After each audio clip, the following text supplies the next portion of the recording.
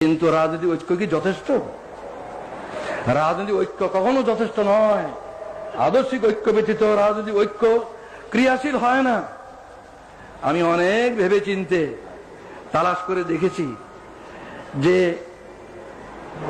তিনটি কথাই হচ্ছে আদর্শিক ভিত্তি। তিনটি কথাই হচ্ছে আদর্শিক ভিত্তি। আল্লাহ যিনি আমাদেরকে সৃষ্টি করেছেন, যিনি আমাদের মনিব, মাহবুদ, প্রভু, সেই আল্লাহ ঐক্যের, আদর্শিক ঐক্যের পয়লা ভিত্তি। সেই আল্লাহ মানব জাতির দিশারি হিসাবে, পথ প্রদর্শক হিসাবে তার রসুলকে পাঠিয়েছেন, যুগে যুগে রসুলগণকে পাঠিয়েছেন। সর্বশ্রেষ্ঠ রসুল মুহাম্মদ রাসূলুল্লাহ সাল্লাল্লাহু আলাইহি ওয়াসাল্লাম হচ্ছে দ্বিতীয় আদর্শিক ভিত্তি। তৃতীয় আদর্শিক ভিত্তি হচ্ছে আল কোরআন, যা মানব জাতির